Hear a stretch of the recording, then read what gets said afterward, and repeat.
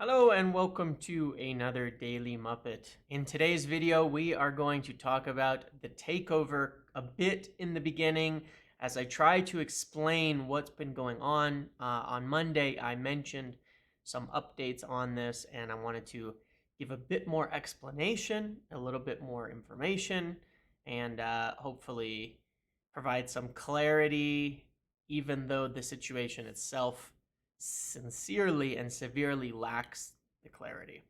I talk about the finances as the statements have come out and a little bit of counter and briefing and counter briefing out there from the club on what they can and cannot do. Talk about Mason Mount, talk about the whole De Gea situation, another thing our information was well ahead on, and explain it in a bit more detail.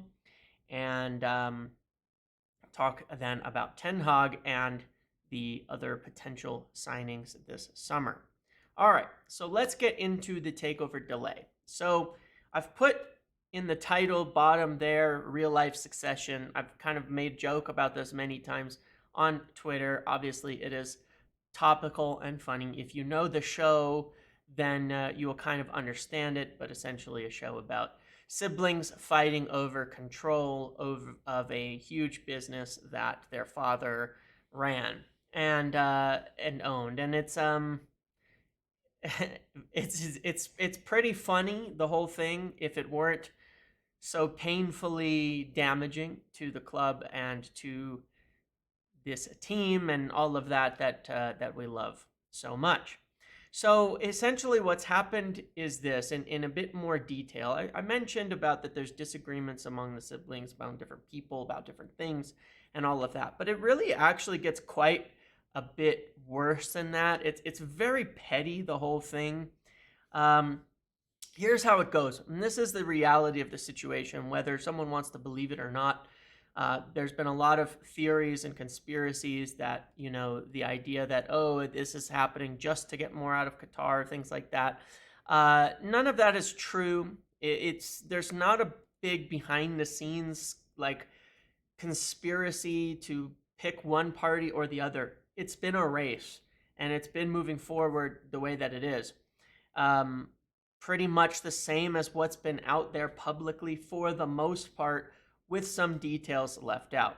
So at the end of April, when those final bids went in and Jim Ratcliffe's bid was viewed as ahead, his bid included, of course, about a 50.1% buy, leaving Joel and Avram with somewhere close to 20% so they could stay around with put and call options for later on.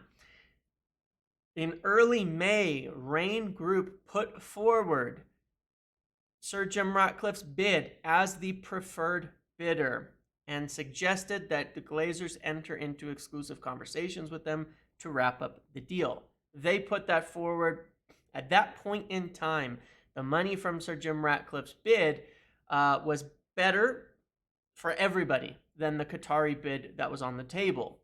However, it didn't move forward into exclusive talks because there was an ongoing argument between all of the siblings about whether it was fair.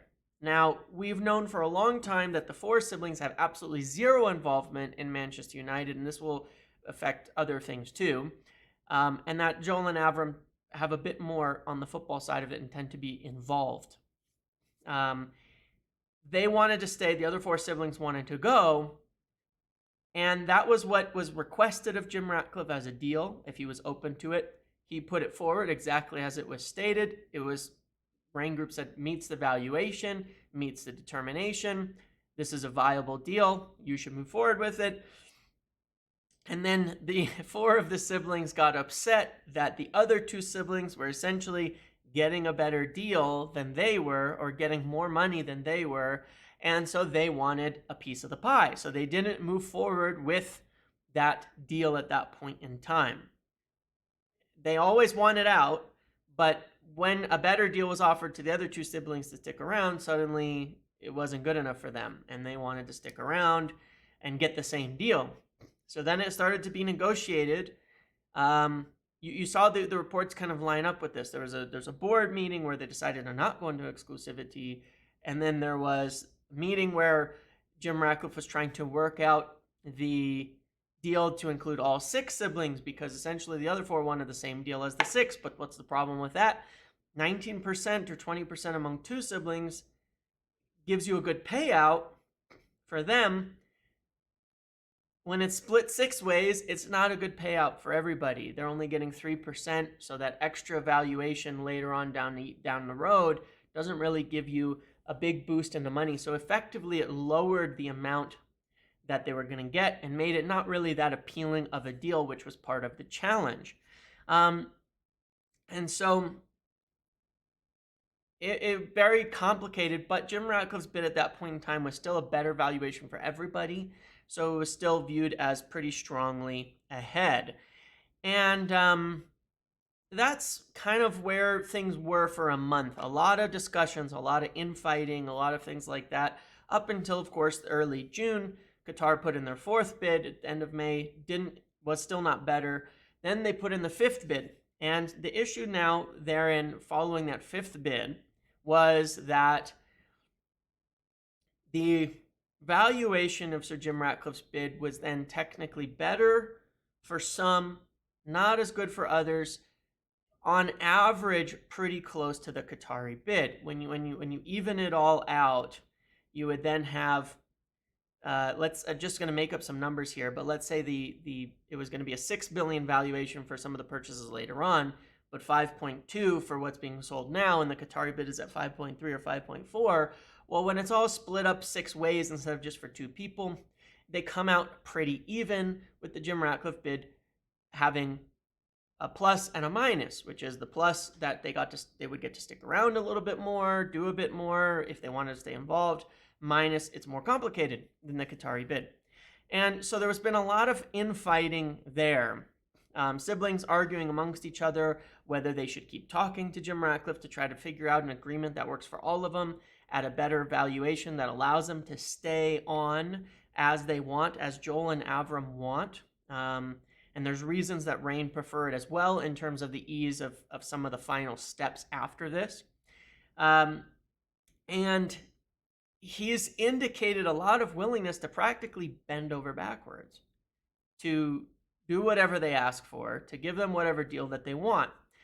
So essentially the state of play is that the valuations are not too far apart, but some of the Glazer siblings want to be able to stick around and would prefer that kind of deal, especially if the valuations are near the same.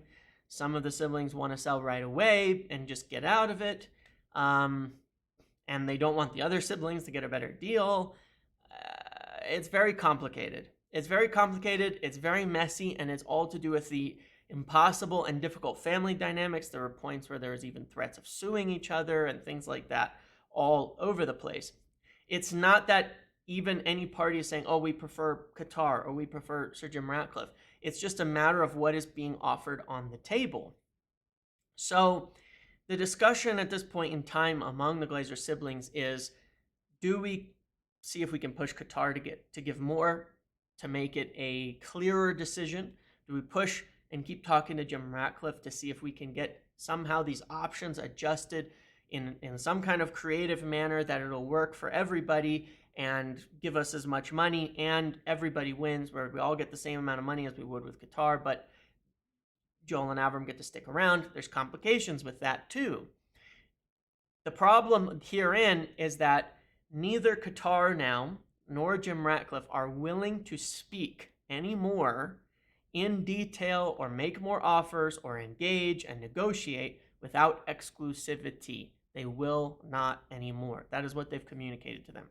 Because, one, Jim Ratcliffe felt that they had already basically backed out of an agreement where they said, offer this and this will be an acceptable deal. He offered it, and then the silent siblings said, wait, and put a brakes on the whole thing when he'd been dealing with Rain Group and gave them exactly what they asked for, and they told him they were likely going to move forward with a deal. And it wasn't to get more out of Qatar, it was because of this whole internal conflict. And the Qataris also feel that they've continued going up with their bids to a point where they think there's a possibility that no matter what they do, it's just going to be used by Joel and Avram or Rain or whatever to get Jim Ratcliffe use leverage for Jim Ratcliffe to get the, you know, to get him to go up or change his deal because Joel and Avram want to stick around.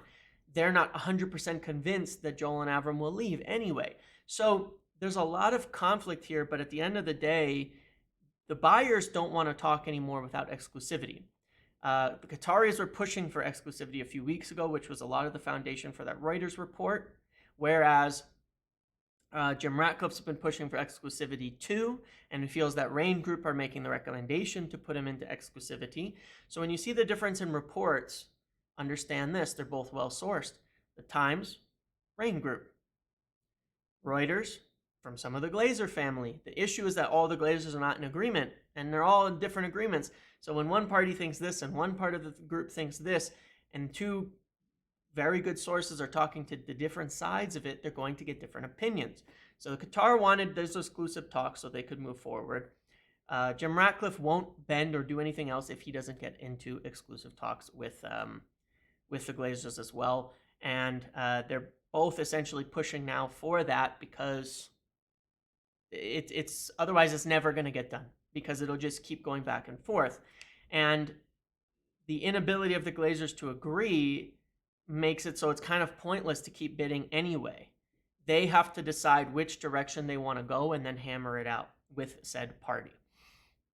And that's really the difficulty now, is that it's hard to know who's going to win, who's going to give in, any of that in this kind of process. The decision could be made in an instant. They could suddenly all six agree and say, okay, this is what we're doing, and do it, or they could not. And it will take all six, because if you think about it, the Qatari offers to buy everything. That means everybody has to agree. Jim Ratcliffe's offer has to get majority control. Well, he can't get that with only two of them, or three of them even, I think. He has to get all of them. And so it's complicated. It's very complicated, and it's all down to them arguing and infighting and backing out and being petty and jealous and the kind of crap that just shouldn't be happening with people running a football club of this size, but that is the fact of it. So when will it be over? Don't know. The good news is it could be done in any instant in time. They could immediately just decide and say, okay, good, we've agreed. We've hashed it out. We're going to go with this party and figure out the agreements. Or we're going to go with this party and figure out the agreements. And nobody knows. Nobody knows which way they're going to go yet at this point in time, because it's not decided. And it could be decided in an instant, or it could take months in order for it to be decided. That is the issue right now. And so that's really what's taking a lot of time and a big part of the problem. And moving on to that comes into this, of course, point on the finances and cash. One of the things I've been saying for quite a while here is that the problem that United are having is that they are not able to spend a lot of cash up front. It's not about FFP. United's wages are just about 50%. Their amortizations are about 15% of revenue. That puts them at about 65%. If they spent $100 million, they would stay this summer. They would stay at about 65% of the revenue cap, which is the FFP thing. This summer's limit's 90%. They could spend a lot this summer. Now I understand if they want to prepare for that 70% cap, but 100 million would give them 65%, and then they could spend easily 150 million and still be at 70%, 75%. So it's not the reason. The reason is cash. And when you look at their accounts, essentially the point you're looking at here is that they have a bit of cash. It's going to leave them with enough to cover operations, but they're paying down this credit line, which is what they use for transfers. So the only way they can buy on transfers is to spend on this credit line. And there is a hesitance from the Glazers to spend on this credit line, or at least from some of the Glazers to spend on this credit line and to do it because it does have an impact on potentially the amount of money they might get from a sale and how that works until they get a full agreement with someone. Now, I've been saying this for a while. A lot of the party line is kind of FFP. I get it. There are some limitations there, but not much, especially if they can move someone like Henderson for pure profit, or one more like McTominay. But it's mostly that cash thing. And finally, Samuel Luckhurst put out an article this morning basically saying this exact same thing, that well-placed sources and such indicate that it's actually a matter of cash up front that is the issue, how they structure deals and all of that. Doesn't mean we can't spend?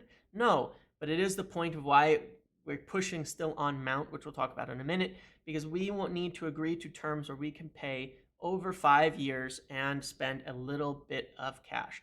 If there's 40 million in cash available for transfers, then that could go a long way if we can get well structured deals and payment plans. And that is going to be the key to the whole thing.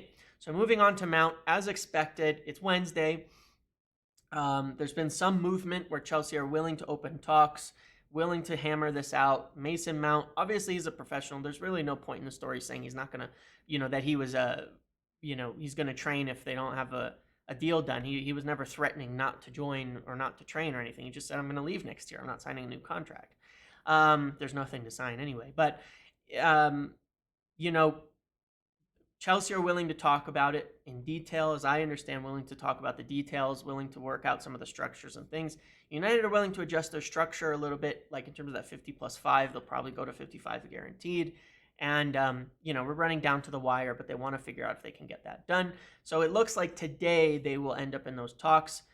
There's been willingness from both sides. It should get done. I mean, it really should get done at this point in time. And that would be a key kind of first signing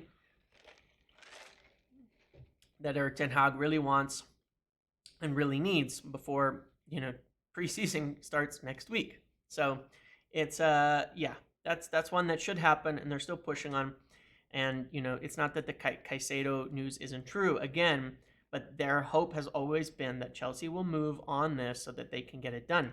And obviously the options are narrowing down as Adrian Rabiot renewed his contract. As I had mentioned, they've been in touch a long time. There wasn't some breakthrough. It was just decision time because he got his Juventus deal. The next thing, of course, David De Gea. You had the news come out from the Athletic exclusive, except if you watch this channel, that Manchester United had agreed a deal with David De Gea over the contract and then pulled it back and offered him a new deal at lower wages. Well, that's exactly what I told you happened. They agreed a deal earlier in the year, and then Ten Hag intended to communicate to De Gea after the FA Cup that he would not be his first choice. Now, one of the problems here is I understand why people think this is kind of a bit unprofessional, but at the same time, there's two sides to this. One, it can't be hung on Ten Hag. He never wanted them to offer a first choice keeper contract in the first place. He was never certain of it, and he's had doubts for months about David De Gea being his keeper. And as I've said, for a whole year, they've been looking for a new keeper. At the same time, the performances of David De Gea in the run-in were extremely concerning to Ten Hag and United. That made it, well, we have this contract on the table that we've been talking about, but now your performances have fallen off a cliff. This isn't a charity. In any business, if you were set to get like a raise at the end of the year, and you talked about it and said, good, at the end of the year, you'll get this raise upon maybe perhaps upon performance review, and then your performance stinks for the next 6 months, well, you don't deserve the raise. There's nothing unprofessional about pulling that back. That's my opinion. I don't think it's that big of a deal. I think that it's United and everything gets highly scrutinized, and I think that really what it comes down to is that, the issues of the takeover and things like that, dragging things out and limiting the budget have caused problems as well, where they can't afford to pay extra because of his status and the longevity of him at the club, and his performances didn't earn it. I think they would have been happy to give him still a highly incentivized contract, even if he's not guaranteed number one, if his performances had warranted even that. But they haven't. They haven't been great. And so we'll see what happens here. Again, the lower contract is on the table because ideally Den Hag would like to keep him on the lower contract and get another keeper. That's been the plan since day one. Lower contract that's actually reasonable for a backup keeper. And I understand 120,000 people say is not reasonable for a backup keeper. At Manchester United, we've always paid the backup keepers that much. Romero was on about that much. Dean Henderson's on 120. It is what it is. Ten Hag would like to have two serviceable keepers. I mean, they brought in Dubravka, they brought in Butland, even though they didn't play him. For that reason is that, he wanted, even though they had Heaton on, they wanted to have two serviceable keepers. And Dubravka would have played more if he wasn't so, disastrous. in the games that he played. It was crazy. So anyway, point being, complex situation still. Ten Hag would like still to have De Gea on lower contract and sign a keeper, but obviously there's a lot of movement and noise on Onana. The issue again is that finances and cash about how to get a deal done. That's the issue with Diogo Costa. Makes it very difficult if Porto want cash up front or if they won't lower their demands.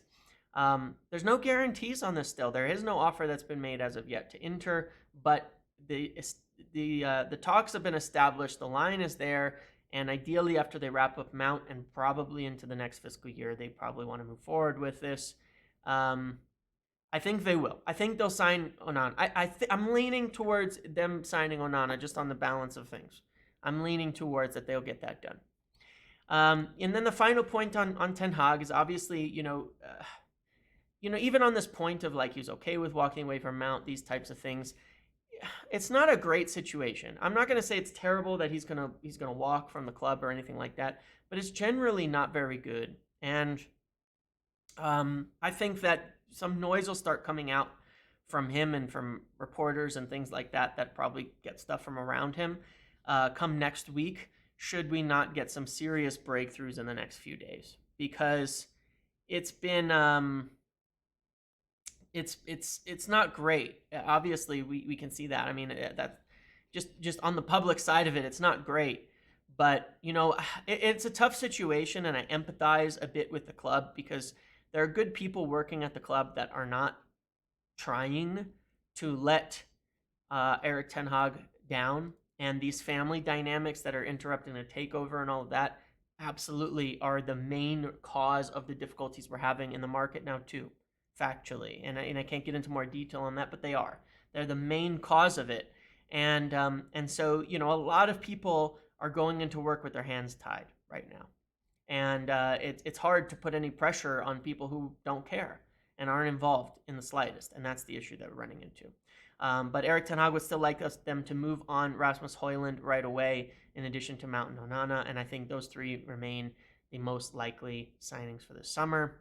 And starting with Mount, we should, by tomorrow, get some finality on that. If it doesn't happen, it's a bit of a mess. Obviously, Manchester City moving for Gary Vega. It's difficult. It's difficult to see where United will turn in that case if, this doesn't happen at this point in time. Okay? Thank you for watching this video. Make sure to like, comment, subscribe, turn notifications on. See you in the next one.